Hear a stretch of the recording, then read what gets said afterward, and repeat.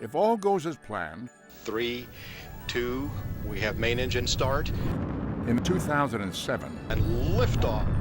a Delta II rocket will carry Dawn beyond Earth's gravitational grasp. When that Dawn spacecraft lifts off and we're on our way to finding out about some of the biggest mysteries in the solar system, that's something we can all be part of. It's so cool going to the asteroid belt, this ring of broken up debris between Mars and Jupiter. These are among the last unexplored worlds in the inner solar system. The asteroid belt is really fascinating because it's kind of like the boneyard of material that's left over from forming all these planets. It's fragments of explosions of planetary embryos, perhaps, during collisions, or material that's come in from other parts of the solar system and been captured into this orbit of the asteroid belt. We're going out to Ceres and also to Vesta, and these are very different bodies. Vesta is the brightest asteroid in the solar system and the only one visible to the naked eye. In one sense, it's sort of like our moon, but in another sense, it's sort of like the Earth. It's got an iron core, just like the Earth does, and it may have had many of the processes acting that the Earth has.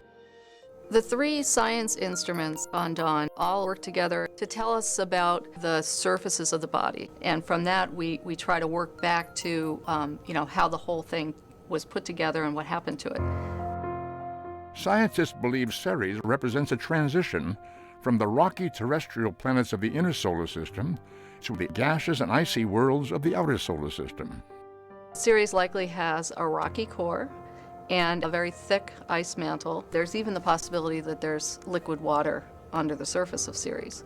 We estimated from our measurements with Hubble Space Telescope that it's got almost 100 kilometers of water on top of a rocky core.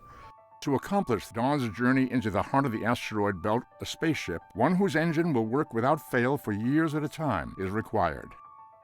Dawn's remarkable ion engines employ electrical currents, magnetic fields, and xenon.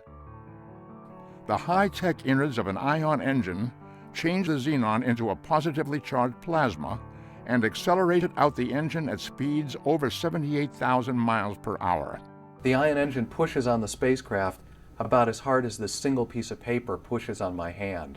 But this very gentle thrust eventually builds up and allows the spacecraft to achieve very, very high speed.